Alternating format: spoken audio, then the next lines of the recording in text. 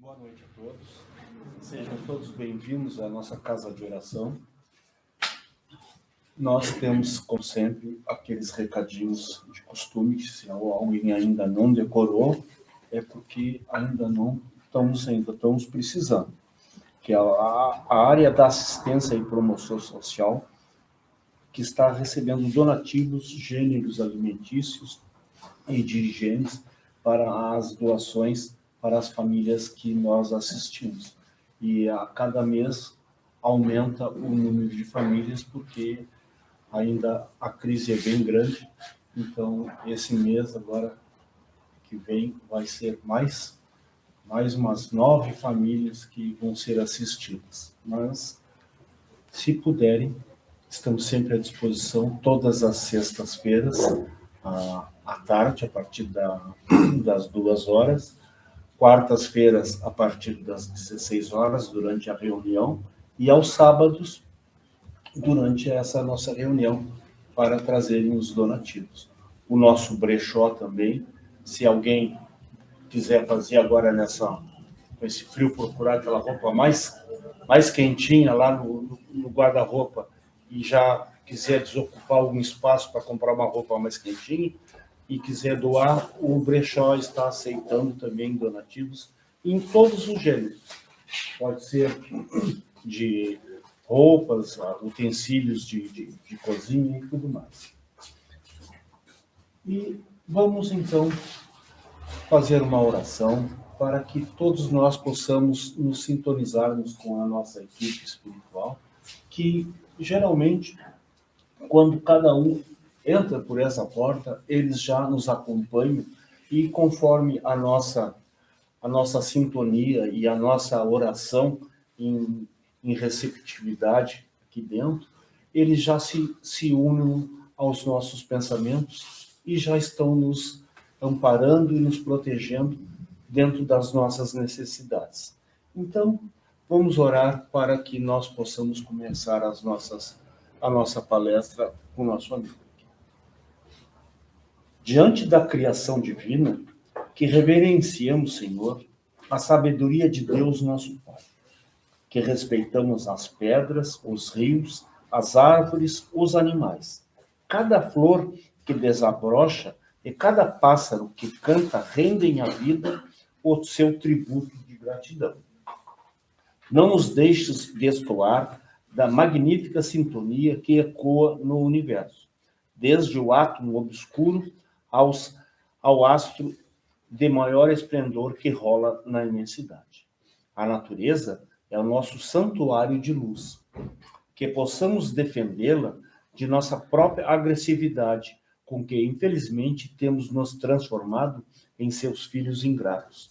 Senhor, dá-nos sensibilidade para ouvirmos a mística canção da fonte que se precipita do penhasco, para admirarmos a beleza do firmamento que à noite se esmalta de estrelas.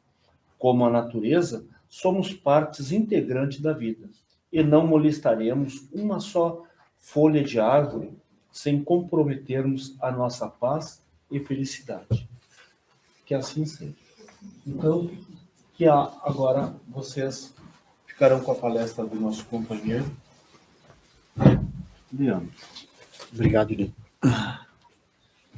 Boa noite a todos. Espero que todos estejam bem e saiam daqui hoje melhor ainda. Boa noite também àqueles meus amigos e irmãos que estão assistindo pelo YouTube. Estou vendo aqui a Castorina, já nos deu boa noite, a Verinha. Então estão lá no conforto do seu lar assistindo a nossa exposição. Sim, espero que todos então estejam muito bem, sintam-se confortáveis para assistir nosso trabalho. Sempre, nunca esquecendo, agradecendo a equipe espiritual que está aqui desde cedo, fazendo a higienização do local e transmitindo toda a energia positiva para todos nós. Como disse o Dinei, desde a entrada pela porta. Agradecendo a Deus, que nos criou, e a Jesus, que trouxe muitos ensinamentos para nós, que vamos aprender mais um pouquinho hoje. Uma frase para a gente levar hoje para a nossa vida. Quando a caridade é muito discutida, o socorro chega tarde. Guardem ela. Bezerra de Menezes. O nosso trabalho é a continuação de um planejamento muito bem elaborado pela área doutrinária. Nós estamos estudando a obra Jesus no Lar, psicografada pelo Chico, do Espírito Lúcio. E hoje vamos refletir um pouco sobre o capítulo 23. Tem como título Os Mensageiros Distraídos. Para aqueles que ainda não conhecem essa obra, elas são mensagens, conversas, diálogos de Jesus com seus discípulos, na casa de Simão Pedro, onde o mestre, a cada conversa, traz uma mensagem, uma explicação para muitas dúvidas de várias pessoas, e também dos discípulos, de fatos que ocorreram naquela época. E nesse capítulo, o grupo ali presente, eles estavam discutindo sobre algumas polêmicas, que se depositavam em torno da fé. Principalmente quando era comentado sobre pessoas que estavam encarregadas dos ensinamentos das leis divinas para o restante da população, que ainda estava ignorante, em conhecimento, necessidade de conhecimento. Como sempre, Jesus, em sua narrativa, trouxe uma história para eles. Um grupo de servos de um governo, de uma cidade, eles estavam muito enfermos. Estavam necessitados de um auxílio urgente. E essa necessidade dessas pessoas chegou até o grande senhor daquela localidade, o grande governante. E na mesma hora, ele decidiu enviar emissários de sua confiança até esse grupo de pessoas doentes, o qual estavam em um lugar muito distante da sede do governo. Eles foram, então, encarregados de levar medicamentos adequados e outras coisas relativas a necessidades do reajustamento daquelas pessoas que estavam doentes.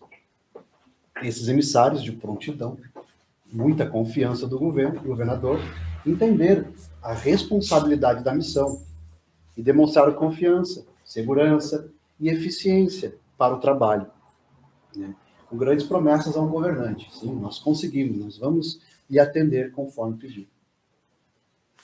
Saíram a caminho desses enfermos. Porém, na primeira dúvida, eles pararam e começaram a discutir. Começou a ter certas discordâncias, brigas entre eles. Discussões inúteis. Dentro do grupo, tinha várias pessoas com opiniões diversas. Principalmente em qual caminho seguir. Por onde que a gente vai? Uns queriam, pelo atalho é melhor, mais curto, mais rápido. Outros queriam pelo caminho mais plano. Outros, não, vamos pelos montes, que é mais fácil, é mais perto, enfim. Pois tinham certeza, porque esses certos caminhos iam chegar aos enfermos. Ok. E o que começou a acontecer? O grupo começou a se desunir, se dispersar pelas opiniões. O grupo grande se dividiu e cada um decidiu ir pelo seu caminho que achava melhor. Uns foram pelo atalho, outros pela parte mais plana, outros pela parte mais montanhosa. E todos, nesse momento, já tinham esquecido do objetivo principal da comitiva. Então, esses três grupos fizeram o que eles acharam melhor. Mas dentro dos grupos, ainda tinha alguma discussão inútil. Ela persistia. Comentando sobre qual seria a doença dos servos, quais seriam as condições deles naquela situação, enfim, várias discussões foram acontecendo durante o caminho. E eles não perceberam que dias e noites iam passando. De muita amargura, de muita desarmonia entre eles. Em certos momentos, eles interrompiam a viagem para brigas, que até levavam a vias de fato e até a homicídios. E qual foi o resultado de tudo isso? Os três grupos se atrasaram. Tanto os do atalho, tanto da planície, quanto das montanhas. Chegaram junto ao local. Casualmente chegaram junto. E como foram recebidos? Alguém sabe a resposta? Com todos enfermos, sem vida. A morte devoraram-os um a um.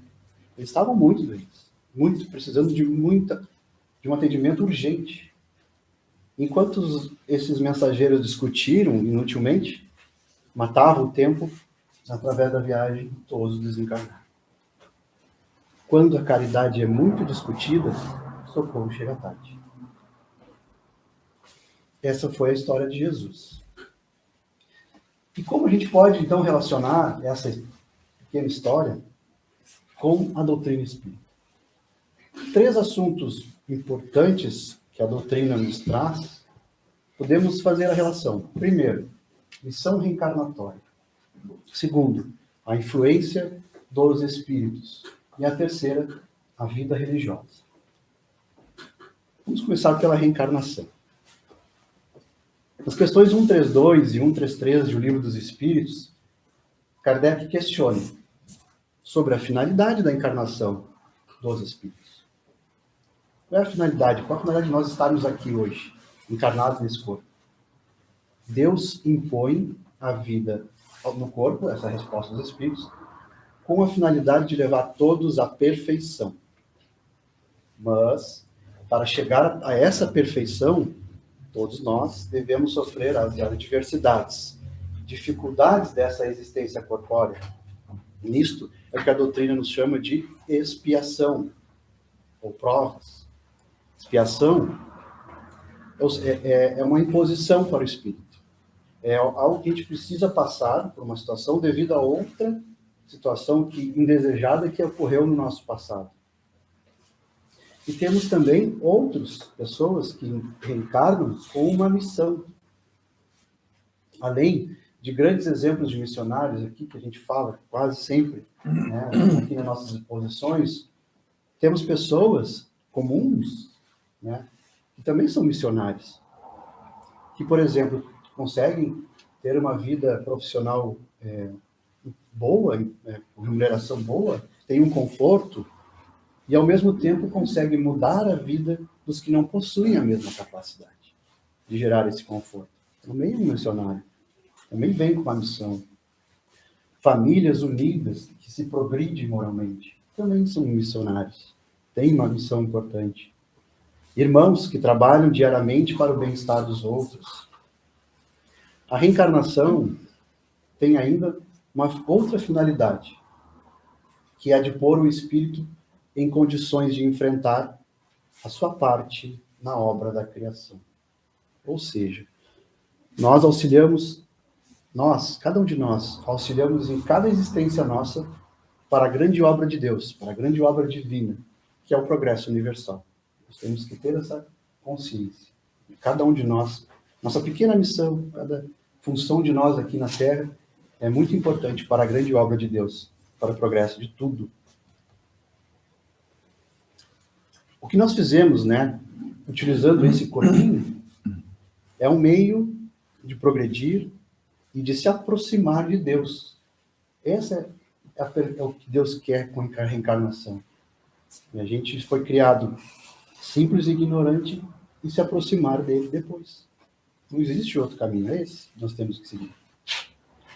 É assim que, por uma lei admirável da sua providência, tudo se encandeia, tudo é solidário na natureza.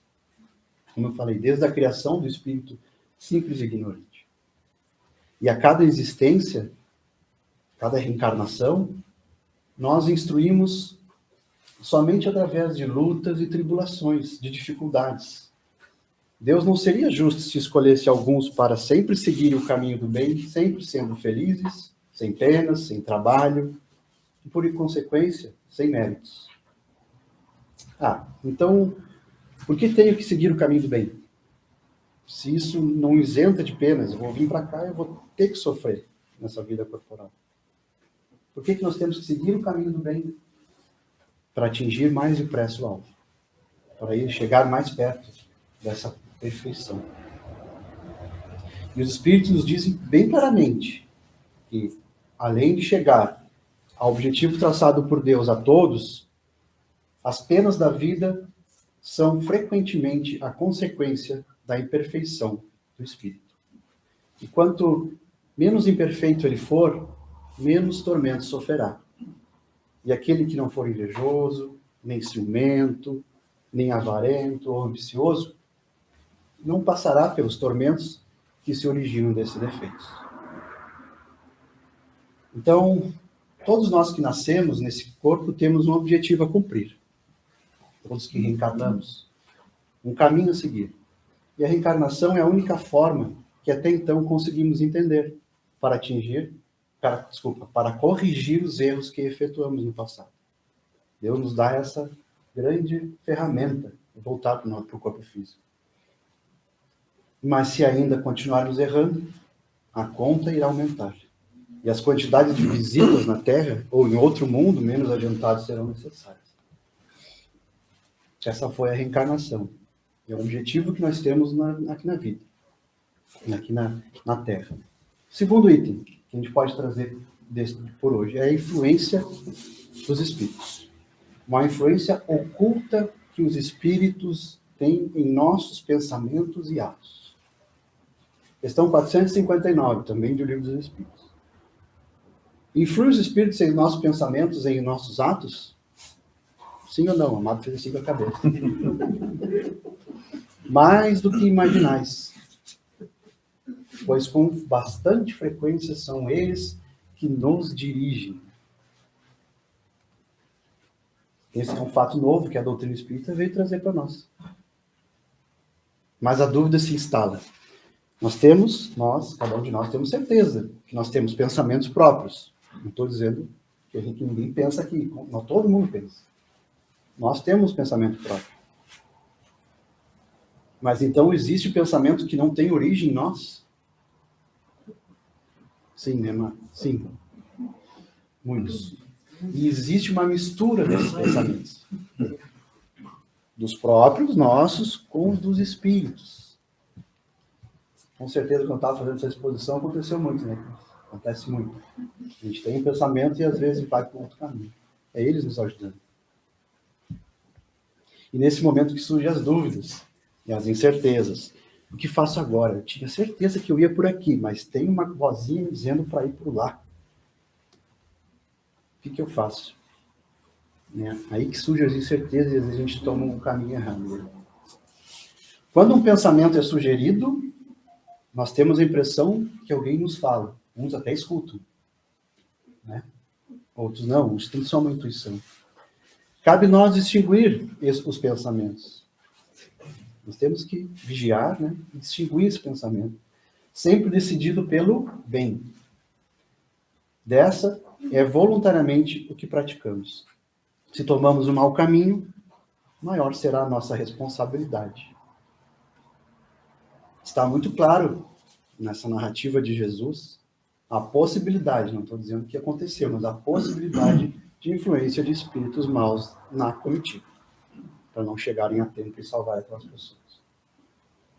E como distinguirmos se um pensamento sugerido procede de um espírito bom ou mau? É simples. O primeiro passo é refletir, mas a situação nem sempre é fácil. Mas nós temos que refletir. Os espíritos bons só para o bem aconselham. Os espíritos que induzem ao mal querem que nós também soframos com eles, como eles sofrem. Com inveja. Eles não suportam a felicidade nossa, de outros, né? São espíritos ainda, infelizmente, enfermos, inferiores, que ainda não encontraram o objetivo da reencarnação. Como mencionamos anteriormente, né? Que seria progredir para Deus. Então, eles precisam de ajuda ainda, né? Não estão num nível mais superior. Né? E uma das formas que Deus permitiu foi a possibilidade desses espíritos excitarem ao mal. Para quê? Por que Deus permite isso? Para pôr em prova a nossa fé. Para pôr em prova a fé dos homens na prática do bem. Daí o passarmos pela prova do mal para chegarmos ao bem. Se alguém tem um intuito de praticar homicídios, por exemplo, é porque está deixando de ser influenciado por espíritos com o mesmo objetivo.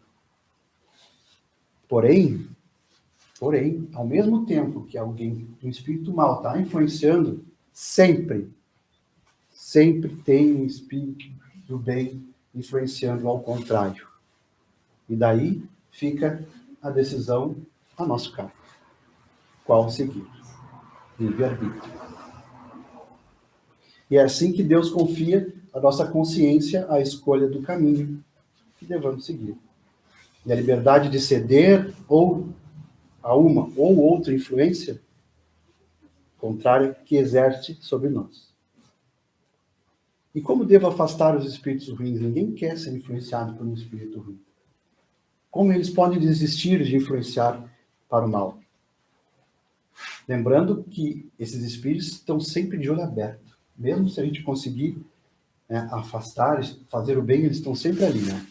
Se eles estão com inveja, não querem ver nossa felicidade, eles estão sempre ali, esperando uma brechinha para atuar.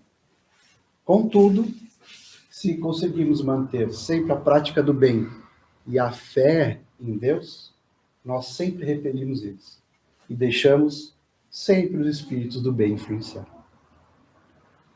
Essa razão, porque Jesus, na principal oração que nos deixou, ensinou: Senhor, não nos deixeis cair em tentação, mas livra-nos do mal.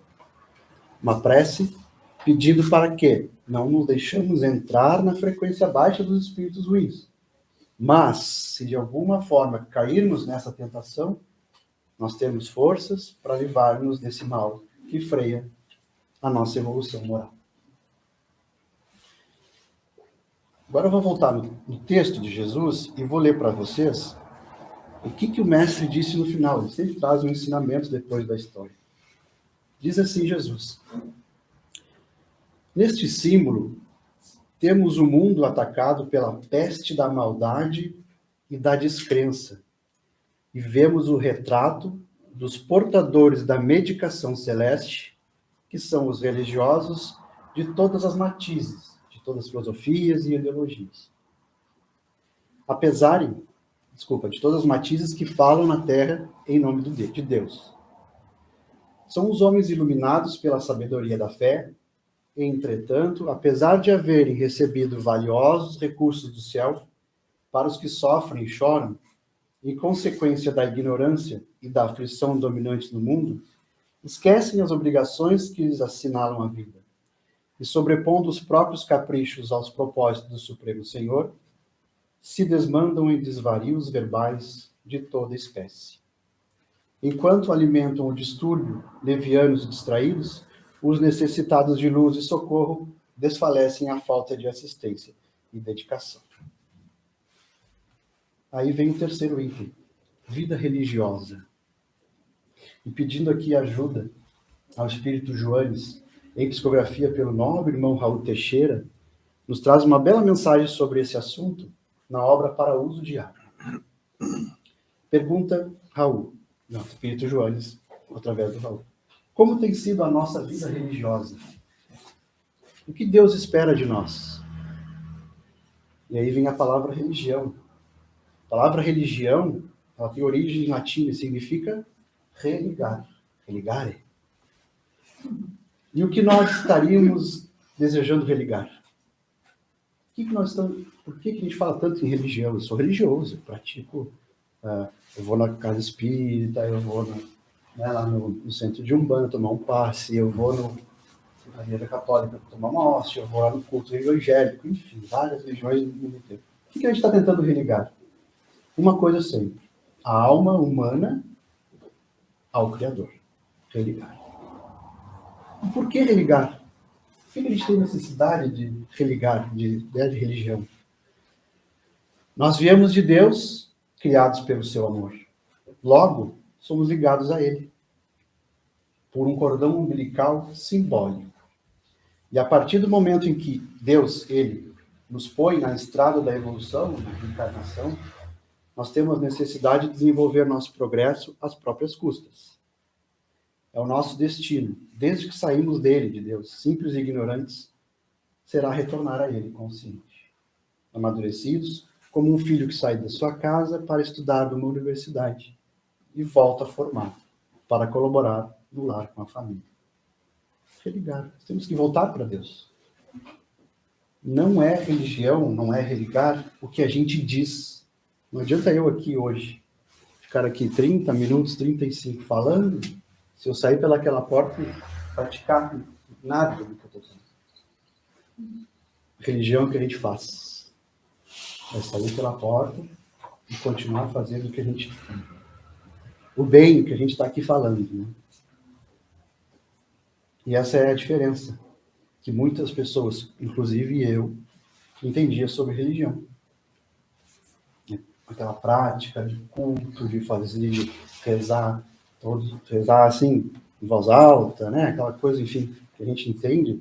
Mas, realmente, o processo de religião é o que eu faço no meu dia a dia. É me testando com os meus colegas de trabalho, dentro da minha família, com as pessoas que eu encontro na rua, com as situações diversas. Como é que eu faço nesse dia a dia?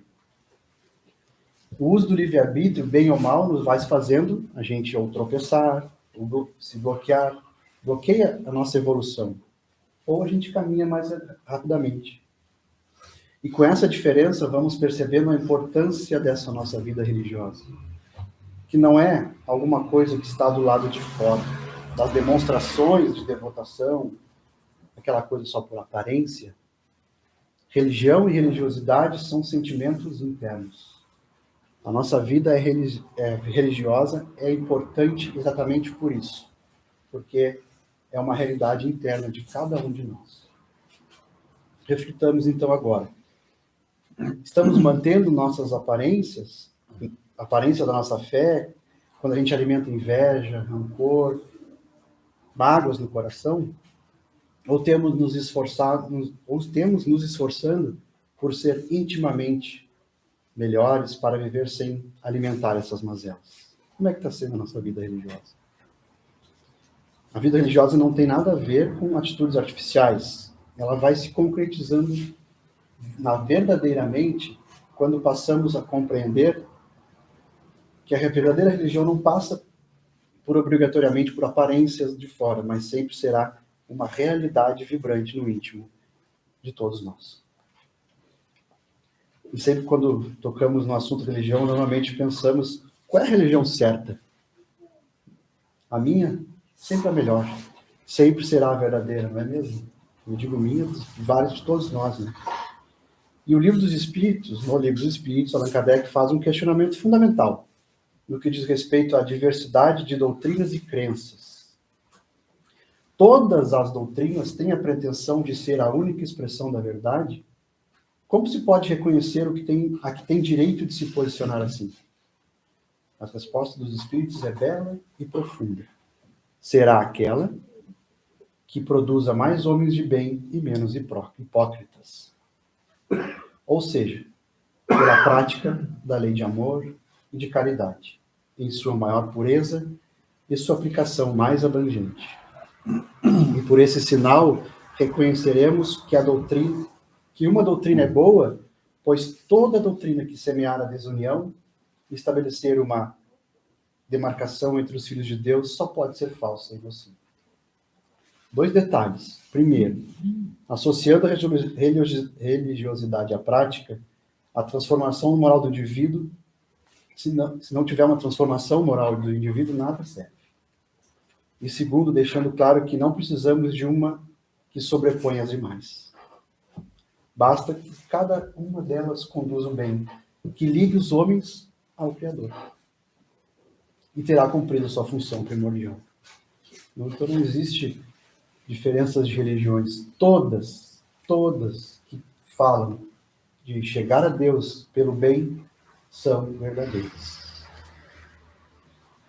Não há por que mais escolher entre várias, ou tentar dizer que aquela é melhor que a outra. Senão voltaremos a cair nos problemas que geramos ao longo de todos os tempos, segregando pessoas por crença, cor e raça e religião. Cada doutrina atende um tipo de necessidade. Há um tipo de alma, um determinado estágio evolutivo, e sempre terá seu valor, desde que mantenha seu compromisso com o amor e a caridade. Religarmos a Deus é realizar, nos caminhos pelos quais trilhamos aqui na Terra, tudo que seja importante para que tenhamos uma vida mais alta, mais bela, mais clara, e conduzimos conosco aqueles que não são caros, aqueles que sejam nossos dependentes afetivos. Porque com a vida religiosa bem iludida, bem nutrida, bem arejada, conseguiremos gradativamente seguir o caminho que nos leva à verdade, em prol da vida, porque Jesus foi que disse que fora dessa tríade, ninguém chegaria ao Pai, ao afirmar: eu sou o caminho, a verdade e a vida. Não há apenas um caminho. O amor e o bem têm diversas vias. Podem estar pintados de cores diferentes, mas sempre serão amor e o bem. E a última frase de Jesus no texto foi a seguinte: ele afagando uma criança presente naquele momento, a qual, olhando para ela e se concentrando todas as esperanças no sublime futuro, finalizou sorridente e calmo. A discussão, por mais proveitosa, nunca deve distrair-nos do serviço que o Senhor nos deu a fazer. As discussões que fazemos na vida são necessárias, desde que não perdemos o caminho do objetivo. Deus criou todos nós para voltar a Ele, através da reencarnação. Temos espíritos caridosos que já atingiram um nível mais elevado, sempre nos auxiliando a também atingir o nível deles, porque somente assim a evolução moral atingirá a Terra. Em algum momento nós desviamos do caminho e é necessário retornar, religar. Ação que podemos fazer dentro de um templo, nosso íntimo. Praticar sempre o bem ao próximo sem vínculo a nenhuma doutrina ou religião. Quando a caridade é muito discutida, o socorro chega tarde. Muito obrigado pela atenção de todos. Esperamos ter contribuído para que todos tenham um abençoado domingo e uma semana de muita paz.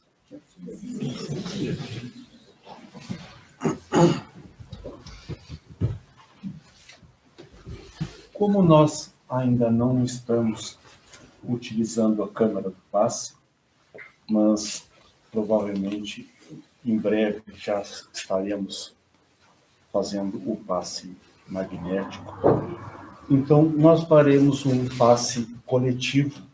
É como eu falei no início, que quando a gente entra dentro da casa espírita, a gente faz uma oração e se liga, como o colega falou aqui, religar, se ligar à equipe espiritual. E nós nos ligando à equipe espiritual e fazendo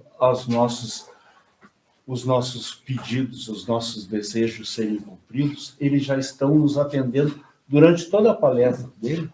Todos nós fomos atendidos com as nossas necessidades. E agora, se alguém não conseguiu fazer isso, então vamos livrar os nossos pensamentos e vamos pedir para que agora sejamos todos agraciados com a espiritualidade, vai nos dar o passe para que todos nós saiamos daqui melhores. Senhor, tranquiliza o nosso espírito, que os nossos pensamentos se acalmem dentro de nós. Sabemos que no momento justo solucionarás todos os nossos problemas, que façamos silêncio em nós para escutarmos o que nos aconselhas. Ouvindo-te, nada de mal nos sucederá. Não nos deixes agir precipitadamente, que a nossa decisão seja o reflexo da tua vontade. Acalma-nos, Senhor, para que tudo se acalme à nossa volta. Para que emudeçam as vozes agressivas e a tormenta pare de soprar. Que a tua paz invada o nosso coração e que nela nos deixamos estar, sem que coisa alguma dela nos afaste. Senhor Jesus, não nos deixes permanecer magoados indefinidamente. Aquele que nos feriu poderia, quem sabe, ter sido ferido por nós. Que a nossa palavra jamais humilhe e que nosso gesto nunca seja de opressão. Quantas vezes, sem pensar ou sem querer, entristecemos os outros? porque a tendência infeliz de sempre nos colocarmos na condição de vítimas, quantas vezes com sutileza levamos alguém a chorar e a sofrer? Em verdade, as ofensas que recebemos não são ofensas, antes são corrigendas ao nosso orgulho e à nossa pretensão. Não queremos nos fixar no mal para que, de supostas vítimas, não nos passemos a verdugos dos semelhantes. Mestre, ensina-nos a perdoar todo dia, como tu nos perdoas a todo instante. Cura-nos, Senhor, as chagas crônicas do espírito enfermo. Quantas feridas trazemos à mostra? Cicatriza-as com o bálsamo do teu amor.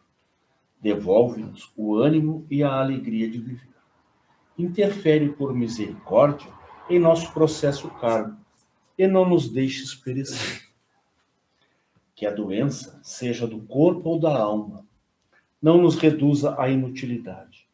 Quantos não são os que vivem em função de suas dores? Outros, voluntariamente, mais doentes se tornam, por falta de aceitação de suas provas.